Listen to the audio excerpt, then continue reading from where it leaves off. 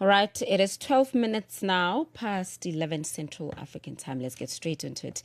Daniela Genrich has over 40 years experience as a feminist, gender justice and GBV activist in the faith sector, beginning in the church and since the year 2020, engaging and coordinating interfaith spaces addressing gender justice, GBV and religion.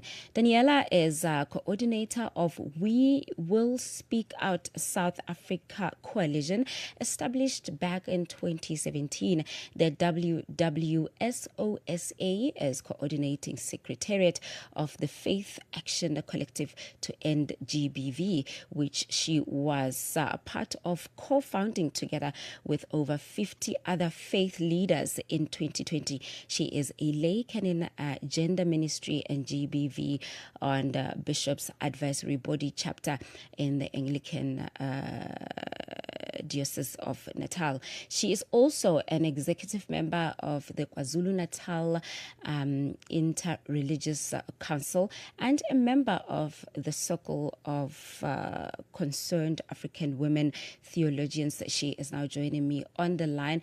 Good evening and thank you so much for joining us, Daniela. Good evening, Puleng. Thank you so much for having me. Daniela, as a coordinator of We Will Speak Out South African Coalition, what's your take on the current state of gender-based violence in South Africa, and how's the coalition working to address it? So I think we all know that gender-based violence in South Africa is quite out of control. We know that it's not just the incidents that are extremely high. I think people know the statistics, but the levels of cruelty and unfortunately the way the justice system has failed many survivors makes it very, very difficult for justice to be done, to be seen to be done, which leads to further impunity. So I think it's one of the big challenges in this country is that sense of impunity, which just allows perpetrators or potential perpetrators to feel that they have kind of a free rein. The work that we are trying to do is partly to harness the authority that faith leaders still have in this country to speak out again, not just against gender-based violence, but to really work towards positive value systems, positive masculinities and different ways of expressing oneself in different relationships, partnerships, that are life-giving. The unfortunate challenge, of course, is that the faith sector also, in some cases, has a bad reputation in terms of incidents that have actually taken place within the faith sector, and that has also been problematic. The other thing that's been problematic is that the faith sector, sometimes when survivors have from the faith sector, they have received the kind of reception that has not necessarily been helpful and has actually led to secondary abuse, which is really problematic. As the chairperson of the Pepisa Survivors Network has said, that when a person is violated or abused, often the first place they feel they need help from is their faith leader or their faith community. And when that's the last place they get what they need, that's really problematic. And so we really work not just to equip the faith sector, but also to conscientize them in terms of really understanding gender-based violence and the needs of survivors and to be much more accountable. So the National Strategic Plan on Gender-Based Violence, Daniela, has 6 pillars. How is the coalition pushing for implementation as well as accountability? So we see ourselves, I don't know if you're aware that the National Strategic Plan, there has been kind of a multi-stakeholder body that has grown up since 2020. And there are different pillar groups that are trying to tackle setting themselves goals and trying to tackle different aspects of the work that is needed to achieve the goals of the National Strategic Plan. And so we have members of our coalition and our collective that are involved in those pillar groups as well and contributing in different ways. We also report monthly in terms of our activities to the National End Gender-Based Violence Coalition. So we see ourselves part of a whole society, multi-stakeholder approach. At the same time, we believe we also have an important voice as a progressive faith sector to, in a sense, also offer a kind of a critical solidarity, to ask sometimes difficult ethical questions, and to try and really address questions of the how. How do we work? Are we able to recognize that we ourselves, all of us, are wounded in different ways? And we all need healing in the South African context because of the different experiences that we've had. How do those influence gender-based violence? And how can we develop a more holistic approach rather than just a sort of technicist approach, and have a sense of recognizing that the way we do things is as important as how we do them, because sometimes if we approach things in too technicist a way, we can also undermine the dignity of survivors, and not necessarily listen in the ways that perhaps we should and we could, and not necessarily be able to respond to the spiritual needs when people are in the kind of crisis that they are in, when they have been abused or they're carrying long-term historical trauma. So we see ourselves as an integral part of the work of the National Strategic Plan. We did develop an interfaith, the very first interfaith strategy on gender-based violence prevention and mitigation for this country, but we believe that that hasn't taken place in any other country. And we see that as complementing the work of the National Strategic Plan. And so we hope that we will really be able to make a significant contribution. But that will depend also on the extent to which we ourselves as the faith sector are willing to be accountable to one another and to survivors, and to government as well. So, yeah. Talking now to coordinator of We Will Speak Out South Africa Coalition. We are talking to Daniela Genrich. We're going to take a break. It is now 20 minutes past 11 Central African time. All right, Daniela Genrich is on the line, still chatting to us today as we focus on gender-based violence. Daniela, you still with me? Yes, I am. I want to look at... Yes, definitely. I can hear you. Oh, good. I want to look at some of the successes or challenges in working with communities, the government, and other stakeholders as you work hard to create synergies in these different spaces. Thank you. I think one of the key areas that's quite important for us is the recognition that in a country where about 85% or more of our population claim to have some sort of religious affiliation,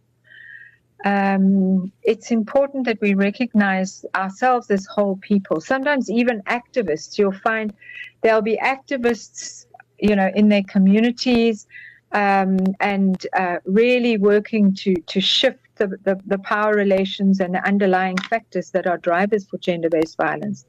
But then when they go to church or their temple on a worship day, it's like they put all of that behind them.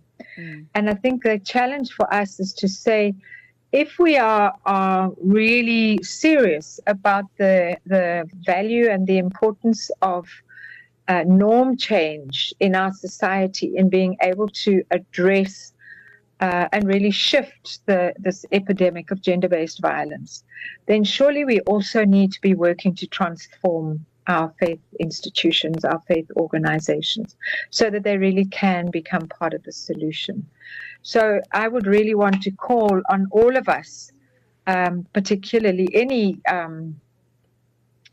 people in our country, to see ourselves as an integral part of our faith communities as well as our communities, and think through what is the relationship between gender-based violence and our spirituality, and how can we draw on some of those resources that are very positive and offer healing perspectives that can really, really assist us. And that's the one area. The other area, I think government has in many ways let survivors down through issues related to, for example, the justice system. We've heard, often a number of promises. We've heard the president saying, it's a national disaster. That's 3 months ago now. We don't know exactly. I understand from people in the Department of Women, Youth and People with Disabilities that they are trying to put programs in place. But, if this national disaster was COVID or major floods or something, if we waited 3 months, it could really be a disaster. And for many survivors, it is a disaster. So, we really are wanting to encourage faster movement, greater accountability. But we know that government is also, a big institution, and so we would like to support where we can. We are in the process of establishing a formal relationship with the Department of Women, Youth and People with Disabilities, who are the custodians of the National Strategic Plan, as one of the sectors that can really contribute. And we're excited about that, and hopefully one of these days we'll be able to come back and report on some of the joint activities that we will have been able to achieve in terms of some really good, safe but also courageous conversations that I think citizens and particularly survivors really need to be having with government and with the faith sector, so that we can hear each other and find each other and work together much more effectively. And what's the role of men and boys in preventing GBV? And how is WWSOSA engaging them to be able to kind of, I don't know if I can even say take the lead in this, or be intentional about effecting change in this way? So just a couple of thoughts. The one is that change has never really been effected by those with the power and who have vested interest in leaving things as they are, whether they are governments or the colonial powers or apartheid government or indeed men. Often it's difficult for men, even the most sensitive men, to really understand what it's like to live as a woman in a country where we always, I can't imagine that there's a woman in this country that doesn't stop and think, is it safe for me to go there? Who will be there, etc., etc. So I think we have to take that into account. But at the same time, we also have to take into account that there are many men in our faith communities and in our communities as a whole that are appalled by what is happening. And that would really like to be allies of the movement. And one of the ways, of course, that they can be allies is to have the courage to speak out when there are dirty jokes or things happen that diminish the dignity of women, where maybe there are religious teachings that actually push particular viewpoints that make women more vulnerable or children, or that undermine the rights of the LGBTIQ plus community, etc. So we do have a working group that is particularly working on positive and transformative masculinities, and it ties it in with the whole issue of parenting and fatherhood and families, and whether they are traditional families or other forms of families, but and the responsibilities of men to be positive, active presence in the lives of women and children, and not necessarily, I would say, to feel now they must take the lead, because we believe quite strongly that the lead needs to come from those who understand the issues, because they suffer the most under them. But to be willing to be allies and to follow the lead of women and survivors in understanding what is needed, and to have the humility to really offer wholesome ways of building relationships and maintaining relationships. And that's the work that we do in that, partners in the working groups. One thing to say is that the Faith Action Collective and We Will Speak Out, we are not like a single organization. We Will Speak Out acts as a secretariat for the Faith Action Collective, which is a broad collective of over 900 partners and members who work in their different spaces, many of them doing really exciting work that is quite transformative, that often isn't known about. And particularly the whole area of, and it has always traditionally been an area that the faith sector has really taken care of, is the issue of families, relationships, parenting, raising children, etc. And so the faith sector is ideally placed, but it's very, shall I say, male dominated in terms of power, but female dominated often, at least in Christianity, in terms of women. And so I think it's also about men role modeling shared leadership, role modeling life-giving relationships, and also older men working with younger men to counter some of the very violent and destructive forms of masculinities that seem to kind of be trending, that are really, really important, so that there can be, if we say that a large part of the problem is coming from men, then yes, men need to transform, but they need to be supported in that transformation process. But at the same time, they also need to, the struggle must be inclusive, because it involves all of us. We've all been children that have grown up in households or, without fathers, or where relationships have not always been very wholesome. And so it's all of our responsibility to heal ourselves and to work towards healing one another, and building the kind of society where we don't have a pandemic of gender-based violence. And I would like to now have a look at, the four pillars that SOS is also just utilizing in terms of the messaging or forming or bringing together the different stakeholders. If you can take us through the pillars. Sure. So as I said, we're largely a structure, put it that way, a coalition that is really trying to build a movement, a ground level movement, but a movement at all different levels, where there is that sense of mutual learning and being able to shift the critical balance in terms of the norms. So the first and foremost, our first pillar always has been, and we have members on our board, according to our constitution, we have to have at least 2 survivors on our board, because we believe our work needs to be survivor driven. I think especially in the faith sector, faith leaders often feel like they ought to, or they do have all the answers.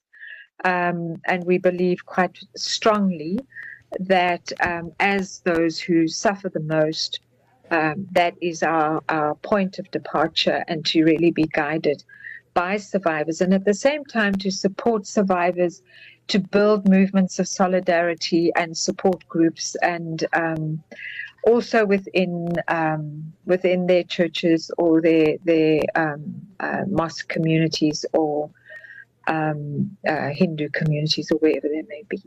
So that's the first pillar, and we feel that it's crucial, and it's perhaps one of the things that sets us apart from many other initiatives.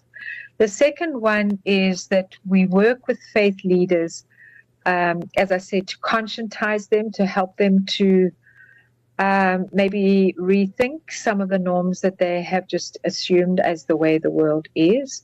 And part of what we do there is, together with the Circle of Concerned African Women Theologians and other scholars and so on, is really to open up.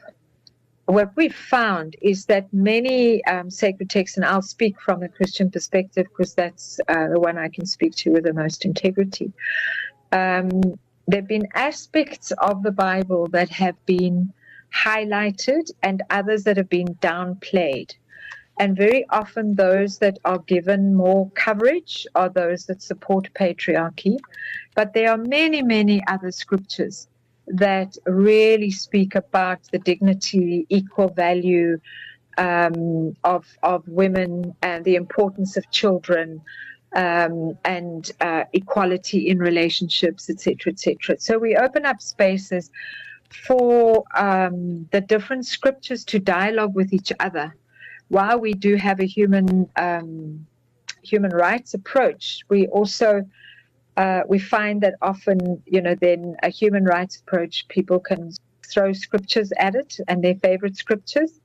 But if we really encourage people to go much deeper and to begin to reclaim those sort of silenced aspects of the Bible or misinterpreted aspects, to really relook at what God is really calling us to as humanity. And it's very, very different from many of the patriarchal teachings that many churches actually claim to be the Word of God. So that's one area that's really, really important, but also to offer support and practical skills in terms of how do you respond to a trauma victim. How do you offer ongoing support and counseling? How do you undermine, or no, counter, not undermine, but stigma against survivors or the LGBTI community or others who are vulnerable to abuse?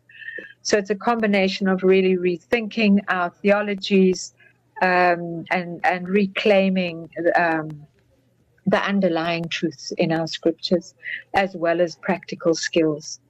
So that we can also avoid secondary abuse, which sometimes takes place with the best of intentions because of some of the stereotypes that we've been raised with in the faith sector. The third one is joint advocacy. So we often work together with the Pepisa Survivors Network or other survivors to jointly really advocate within the faith sector for needed changes that would really equip the churches and other faith institutions to much more effectively be able to address these issues. And the last one, as we've mentioned before, is working with men and boys so that they can really become allies in the struggle and speak up and really become an integral part of building the new society that we are working towards. So they're all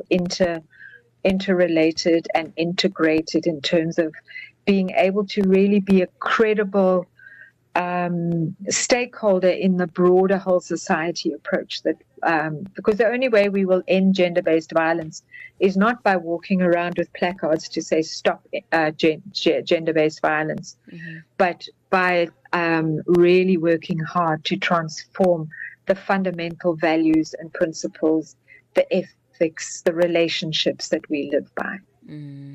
With just 3 minutes remaining with our conversation, Daniela, I just want to look at where people can find you. And often, sometimes, not often, you find the victims of gender-based violence kind of sometimes being reluctant to go to the police in desperate need. How can they reach out for your services and support, and where do they go to find you? So we do have a website, and we also have a Facebook page. If they look for We Will Speak Out South Africa, and there are phone numbers there as well. We in the central office, we're more of a secretariat, but because we know exactly who our members are and the partners, we are able to refer to people to the specific organizations and people that can offer them support as either individual survivors, or also if they are church communities or a Hindu community or a Baha'i group or whatever it might be, that really want to learn to be able to address gender-based violence more effectively while also contributing their particular wisdom. We also have a capacity team that can offer bespoke support. So if organizations come to us and they say, we really want to run a gender workshop or a gender-based violence workshop, we will point them to resources and assist them with that. We also have an online community of praxis. And if they go to Interfaith and GBV, all in one word, they will find the online platform. There are a number of resources, materials to use. They can also link in with, we have monthly forum meetings, we have various online and in-person workshops. We also offer a year-long training program for Christian faith leaders called the Faith Leaders Gender Transformation Program. We're about to start our 4th cohort, where we accompany people who are in various leadership positions, whether it's church organizations or senior leaders who really want to make changes. We support those processes. So if they go to www, then WWSOSA for We Will Speak Out South Africa.org.za, or the other one is Interfaith and GBV, one word, .org.za, and there they can also find the numbers to contact us. They can also see the work that we do and see how they might want to contribute, whether it's financially or their time and energy, or they just want to get a sense of what we do. All right. Thank you so much for your time, Daniela. Thank you so much for the opportunity, and really greetings to your listeners. We are also part of a Africa-wide network called Side by Side. So your listeners in other countries could also Google that, and they will find the website there if they would like to get involved. From countries that are not in South Africa, there are amazing initiatives in the faith sector that are happening across Africa in different countries. Thank you. Thank you so much. It's Daniela, coordinator of We Will Speak Out South Africa Coalition, and we are going to take a break. This is still the African Diaries.